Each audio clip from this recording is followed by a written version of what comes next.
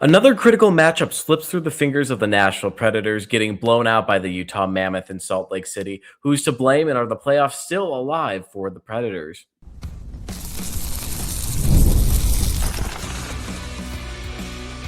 You're Locked On Predators, your daily podcast on the Nashville Predators, part of the Locked On Podcast Network, your team every day. What's up, everyone? I'm Jack Williams. 2 nights since they posted their first shutout victory of the season, Nashville has dropped a massive game against the Utah Mammoth 4-1 on the road. Defense and goaltending flopped for the Predators, and a chance to chase down wildcard one was blown. It was just another critically important game for the Predators. As we've mentioned over and over again, it feels like the movie Groundhog Day in this stretch. It's just been important game after important game after important game for Nashville, and they've shown up most of the time, but unfortunately there's been a few drops here, this being their worst loss in the stretch here that they've been on the road. You had kind of a close loss to Tampa Bay to open this all up, then you had a shootout loss to Los Angeles. You get a good win over the Anaheim Ducks, you get a wide win over the San Jose Sharks as well, you get a really good win, I should say, over the Anaheim Ducks, and then you drop this one widely in your final road game of the regular season to the Utah Mammoth here. And it was looking like it was going to be just on the wrong side of the shutout, and the other side of the shutout where the Predators were, being the last game where they had a 5-0 shutout against the Anaheim Ducks. It was their first shutout victory of the year. Justus Annunen stood on his head, and then throughout this game, they were down 4-0 for the majority of this game here before Erik Haula scored on the power play in the third period to cut that shutout bid and make it a 4-1 result. The way that goal happened was the puck came off the end boards here, kind of bounced out to the front. Zach L'Heureux was able to get it onto the net, and Erik Haula was there to backhand it in to make it 4-1. Unfortunately, Erik Haula would take a misconduct at the end of the game and add a penalty mark to his stat sheet on the night. But the real story of this matchup was just, the defense and goaltending were really, really bad tonight. The goaltending usually, and you all know too, I'm more of a proponent of the goaltending and just saying it's not going to be the first thing to blame. It's not the thing that's the problem most nights. Juuse Saros has been massive for this team this year. Justus Annunen has really come up, and he's looked really great lately for the Predators. But this is one of the first games this year where you can kind of point your finger at the goaltending and say, man, this was bad. Man, this was not good at all. And that was really the case for the Predators tonight. It was just not a good night for Juuse Saros, allowing 4 goals on 27 shots. The Predators actually had the shot advantage in this game, being outshot, they had the shot advantage, stay there, and going 30-27 with a shot edge over the Utah Mammoth here. It's just a rough night for Juuse Saros. It's the worst I've seen him this entire season here, and I don't know if this is more to blame on the defense or it's more to blame on Saros and the goaltending or whatever it is. But he was just bad on the weak side tonight, y'all. Whatever opening he had where the puck wasn't, it was like opening up a wide open window and just throwing a rock right through it. It was just the gaps on the weak side for Juuse Saros were wide open tonight, and some of it's on the defense completely of just not having coverage there. But the other half of it is just Saros's coverage in general was just bad from inside the paint. Talking about the first goal here, it was an odd man rush. It's a quick pass right into the slot, and I didn't write down the names of who scored because you guys really don't care who scored for the Mammoth. Just the way it happened is the pass came straight into the slot, and it was kind of a tip shot towards the net, into the net, and it snuck under Saros's pad to make it 1-0. You could say it was bad on Saros, and it was a goal with a lot of intensity coming into it and what's so not. And there was a lot of chaos going on in front of the net. But at the end of the day, if you look at it a little bit more, it was just bad defense from Justin Barron. And we'll talk about the defense a little bit more in the second segment here, but just left Adam Wilsby out to dry. I don't know why Justin Barron's pinching so high or pinching so low in this game for the Predators. He really had to get back. He just wasn't on his back pedaling and back legs here in this game. Really had to chase the puck down. It was just caught behind the play completely. It was just bad reading by him. And just thinking how he's had such a good stretch lately, and it just hasn't. You could have good stretches in your game, you could look good in your game, but at the end of the day, he was just no bueno for the Predators. It was not good for him, to say the least. The second goal was scored on the power play here. It was a backdoor feed that was hammered in. This one I think was a little bit more just on bad coverage rather than anything that Juuse Saros was doing. And the third goal was a pass to the glove side. That was the weak side in the situation here, and Saros just didn't read it fast enough. This one was more so on Saros and just a wide open net. He should have known who was around him to get the feed, and who was in his area. And then this just allowed him to get it score on a fast shot.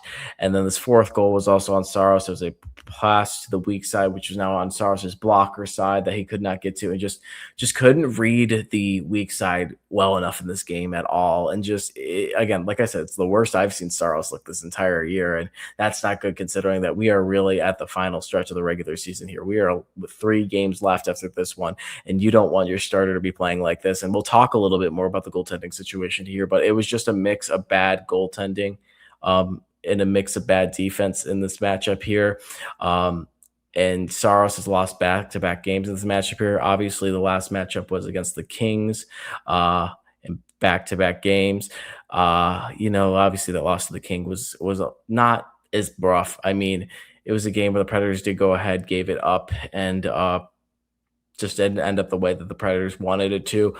Going to the shootout, obviously having Saros letting in goals here and there, some fault goes to that, and then it goes to the defense as well. But back-to-back losses for Saros, and this one was a little bit rougher here. And then you get into the discussion a little bit more. I saw Adam Vinkin mention this before, and I kind of looked at it at the first hand, and it was like, I didn't really agree. And he said that he didn't like the decision that Saros was being started over Annunen, being that Annunen came off of a really good game against the Ducks, made 43 saves in his first shutout as a Predator, first shutout of the season, and just wanted him to go again. And in my mindset, I was like, well, Saros is the starter of this team. And, that's what we're going to hear from guys like Andrew Brunette. That's what we're going to hear from the rest of the team. But, this is Saros's position. Saros is the starter. He owns this spot. And that was kind of my mindset going into it, and being like, they see him as the starter. They're not going to take him out of this position at all. And knowing it's a big game, they're going to sit him down in the crease and have him be the starter in this game. And Annunen is going to still stay in the backup position here. Now, after seeing this and how Annunen played against the Ducks versus how Saros played against the Mammoth, you have to think about it a little more and being like, maybe Annunen should be jumping into that starter role, or maybe be getting more of these minutes down the stretch here. I mean, he's seen some of the better teams in the league here. He's played some of the harder games in the season here. And just talking about him in general, he's seen a lot of shots this season. Yes, Saros has been good throughout, but I mean, Annunen has been the one that's had the hot hand late here down the stretch. I mean, is it that bad of a thing to consider him that maybe we'd be like, he'd be the guy to run in these final 3 games here? And just all these final 3 games are going to be massive for the Predators down the stretch. Completely. The Wild game, the Ducks game, the Sharks game. I mean, this is a goaltender that can really stand his ground.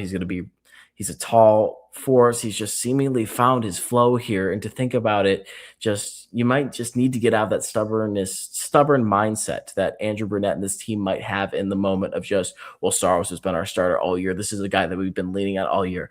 If you're seeing good things from Annunen, and then the whole theme that goes with the Predators in the moment is, if you see good things in the moment, especially in the place that the Predators have been in this entire season, go with it. There's no reason preventing you from just tapping into something good that's happening and allowing to look at that and seeing how far that's going to carry you throughout, especially now when you need the wins more than ever.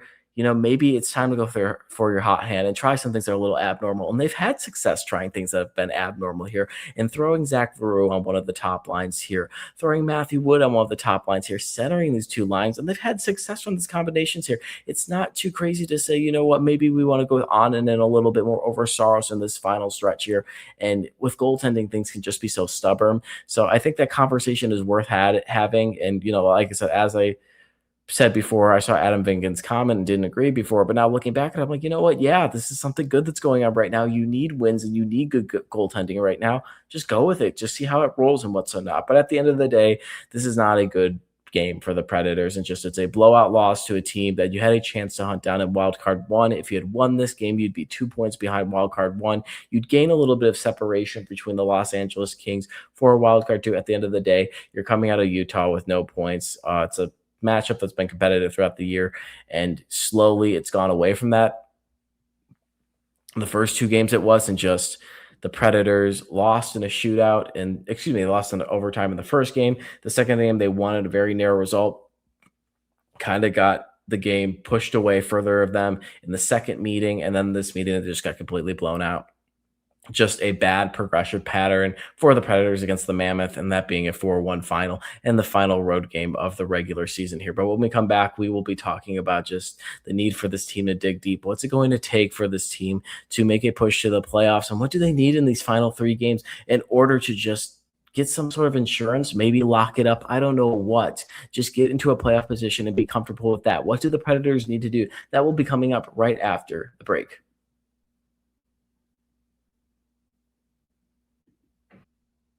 Spring is a natural reset point, and if there's one thing that can quietly cost businesses money, it's messy communications. Missed calls, scattered texts, no clear thread of who said what. That's why today's episode is brought to you by Quo, spelled Quo, the smart way to run your business communications. Quo is the #1 rated business phone system on G2 with more than 3,000 reviews, trusted by more than 90,000 businesses. It lets your entire team share one business number so you never miss a call, text, or opportunity. The part I love, everything lives on one clean thread. Calls, texts, voicemails. The whole team sees the conversation so nothing falls through the cracks. And the AI summary saves serious time by logging calls and highlighting the next steps automatically. It just makes your business feel more organized and responsive.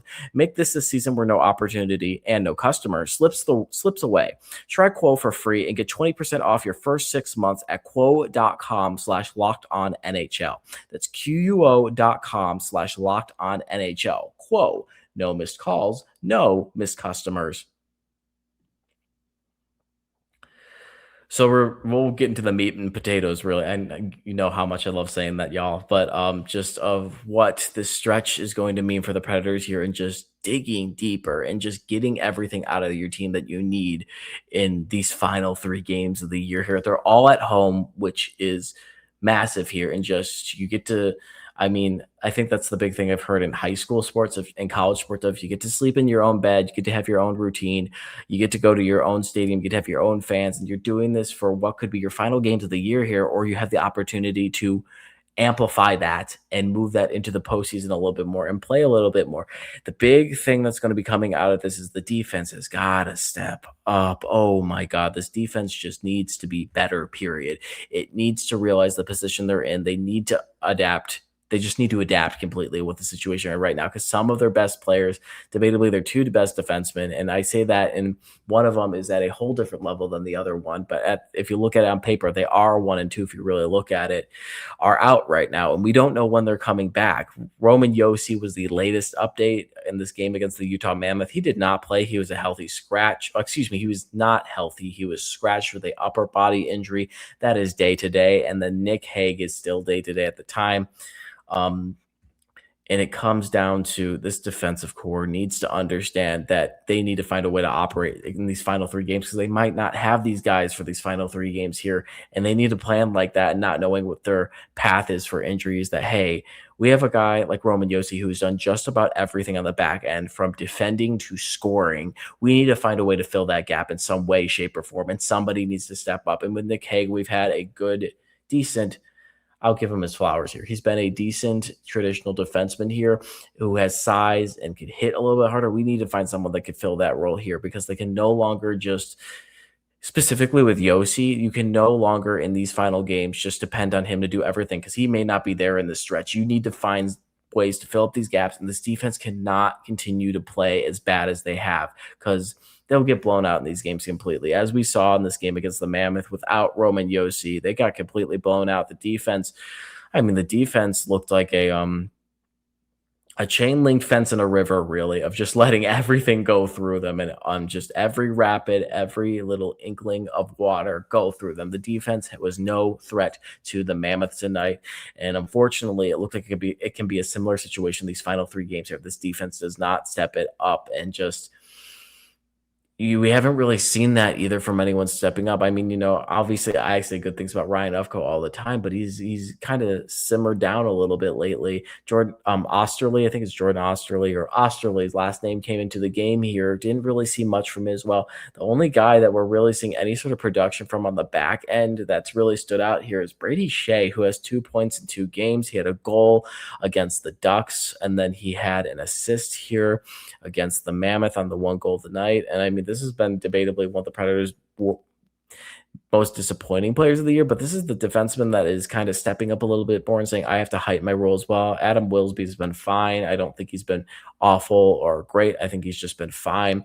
Nick Perbix, I think he's underplayed this year, and it's just, you have a defensive unit that really needs to step up here at the end of the day. And because Roman Josi is not here, and again, just not knowing what he's going to be available down the stretch for, you need to find a way to fill up the gap, because the offense is doing as much as they can. The goaltending is going to do what it does, and just you have 2 solid goaltenders who are going to work their butts off. The defense needs to figure it out, because the defense, I'll tell you now, if the defense does not click in these final 3 games, they're not making it to the playoffs. That's how razor thin it is, and if you give any of these teammates a inch, they will take a mile. I would say kilometer, but none of them are Canadian. So, yeah, you can't give these teams anything. They will run with everything you're giving, whatever it is.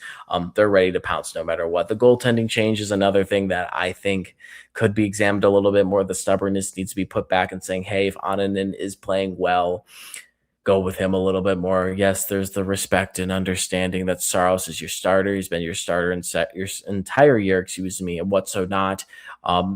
That's important, of course, but if Annunen's your guy and he's playing well down the stretch, you need to go with that. You need to go with your hot hand. Don't just leave. Respect is important completely, and the customs and all that is all important completely, but you got to go what's doing well for you, especially for this team where you're at a point of the year, early in the year, when nothing was going well. You're in a stretch of the season where things are getting kind of rougher on the seas.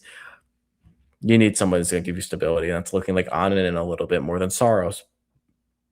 As for these final 3 games, I mean, the best situation is you need to win all 3 to get in. That will give you at least the insurance you look for. I didn't want to break down the math as much anymore, just because we can talk about it next week. We'll have one more result that will be the Wild game before going into the San Jose game, which will be the second to last game of the season, and figure out a little bit more what they need, or if they'll be out of the picture completely. But they need to win out ideally to stay ahead of this, and need to keep up with LA or not, because this was I don't think there's an understanding of just how critical and kind of damaging this loss to Utah was in their playoff run here. I mean, Utah not only locked up a playoff spot in this win, but you open the door now with, again, just 3 games left for LA to jump ahead. I haven't pulled up the final result yet. I'm guessing it's going to be a win. I don't see Vancouver coming back from being down 4-1, but LA likely beat Vancouver. That puts LA at 85 points to Nashville's 84.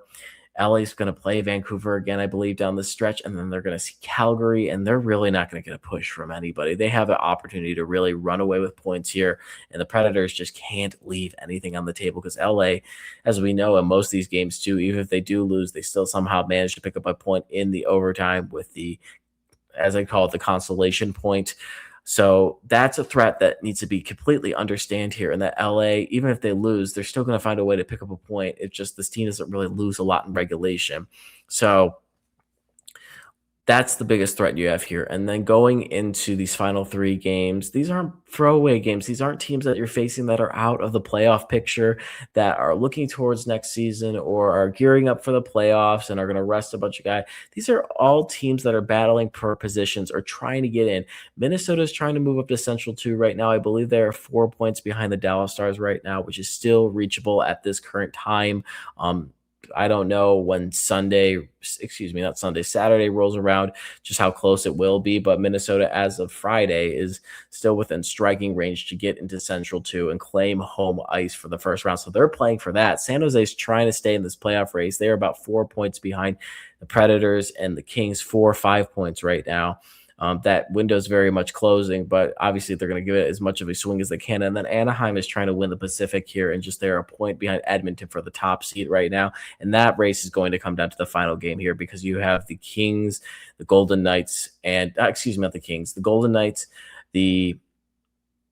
I just mentioned them. The Ducks, the Golden Knights, the Ducks, and the Oilers are all vying for that top spot in the Pacific Division. It's going to come down to the final game to see who's going to win it, and just who's going to have home ice in that first round there, and the second round too, depending on how things go.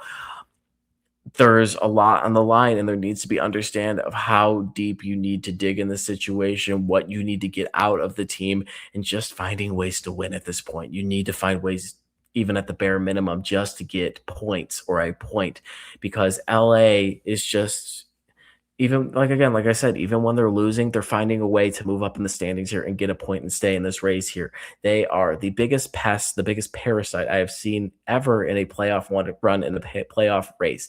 They are here. They completely, if you ask me, they don't deserve to be here. I'm at home right now. I had a long conversation with my dad today about possibly getting away with that extra point, and how it's no bueno, it's no good. You need to figure out a way so that this situation that we have right now this year doesn't happen again. Because when you have a team going to overtime that many times and losing that many times in overtime, does that team deserve to get into the playoffs? And you get into the whole conversation like, well, it's not about who deserves and who doesn't deserve it. It's about who has earned enough points and who has done this into the playoffs. At the end of the day, are you playing quality hockey? Are you playing good hockey? Are you amplifying the game? Are you deserving to get into this position to play in the postseason? In my opinion, LA has not, and that needs to be fixed. But I can't get in that tirade right now here. In this podcast about the Nashville Predators, you need to dig deep, period. And just be desperate. You're at home. You have a lot going for you.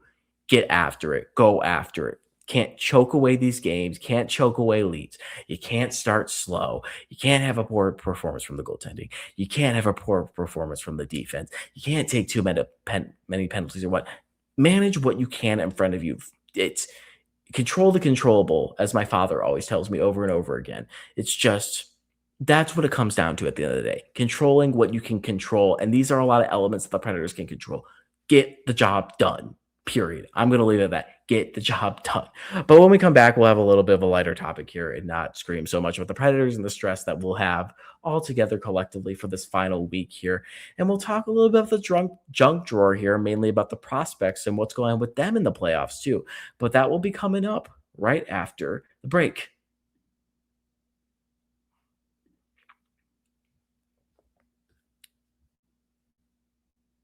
Thank you for making Locked Up Predators your first listen of the day, and thank you for making Locked On the #1 sports podcast network. You already live your team every day. Now take it up a level and go ad-free. Join the Everyday Club today and get Locked On Predators with no interruptions, members-only Discord access, and more. All for just $5 a month or $50 a year. Go to lockedonpredators.supercast.com or check the link in the show notes to learn more. Okay, so we're going to take the temperature down a little bit more, and we're going to enjoy the junk drawer a little bit. We haven't done one of these in a second. And, it's kind of been the situation where I feel like I've been saying a lot of the same stuff over and over again with just the playoff race and how important games are lately, and just how the Predators are great one night and they're awful another night. And, it's going to be kind of a good decompressor. Maybe we'll make this a Friday thing until we get into the off season, where I'm just going to be grabbing for ideas to have. But we're going to take kind of a breather here and go through the junk drawer and talk about some prospect stuff and some happy stuff instead of the chaos that is this team. Just about probably 30 minutes ago, I got done watching what was a marathon in the NCAA Frozen Four semifinals between the University of Michigan and Denver. Denver ended up winning this game 4-3 in 2 overtimes over the University of Michigan. And the goaltender was Jack Ivankovic for Michigan, unfortunately taking a loss in this game. So season is going to end here for Michigan. Made 22 saves on 26 shots. And this is a game where Michigan absolutely ran away with the shooting. They outshot Denver 52-26. And I kept telling my dad throughout this game, Denver's going to score on a fluky. I didn't say fluky, but they're going to score on a fluky goal. They're going to get the opportunity. It was just the way it worked. It's just Michigan was outplaying them. They were getting more shots on that, more offensive opportunities. But at the end of the day, Denver was the one that was stopping them over and over again. And it's just kind of the way college games go before. But this is still a great first outing for Ivan Kovic. He had a fantastic year with Michigan, and just the stats he put up freshman year as well. He got to represent Canada at the World Junior Championship. This was his first year after transferring in from the OHL with Brampton. I mean, he looks good. It's going to be great to see him get another year in Michigan and hopefully chase after a national title next season. But Ivan Kovic's season ends here at the NCAA Frozen Four semis, and the Predators don't have any prospects that play for Denver or the University of Wisconsin, which we played in the championship game, I believe, on Saturday. So if you guys want to watch that, it's fantastic hockey. Frozen Four is the best. It's very popular in this household with my dad. He played college hockey at Bowling Green State, and he's a big college hockey fan. I'm a big college hockey fan, so it's a lot of fun to watch in this household, and I'm excited to be home with him to watch that as well. But more prospect news as well. Brady Martin, Cameron Reed will face off an OHL Western Conference semifinal with number 1 Kitchener, Cameron Reed's team, and number 5 Sault Ste. Sue Marie, or the Sioux Greyhounds, Kitchener Rangers. Martin and Reed are both team captains here. Martin, as we know, was the number 5 overall pick in the 2025 NHL draft. Cameron Reed, a defenseman, was the number 21 overall pick in the 2026 draft as well. How these teams got here: Kitchener swept Saginaw in the first round. Remember, Kitchener is this top seed here. Cameron Reed had 4 points, 2 goals, and 2 assists in 4 games. And then Sioux took out London in 5 games, which is a big deal as London was the defending Memorial Cup champion. Martin had 7 points, 2 goals, and 5 assists in 5 games. Nice to see that he is dishing it out there and finding ways to score as well. Reed obviously getting busy in these games here too, with 2 goals and 2 assists. Obviously, Sioux, being the 5 seed, came up and ended up beating the 4 seed, I believe, London in this game. So they were the lower seed coming in. But this will kick off first game Friday in Kitchener. Be a great series to watch. If you guys have access to OHL games or Canadian junior games, this is another great tournament to watch. Memorial Cup is also the best as well, one of the best hockey tournaments out there too.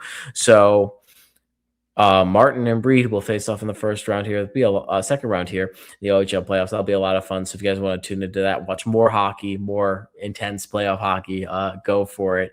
That'll be fun to watch. Alex Wang,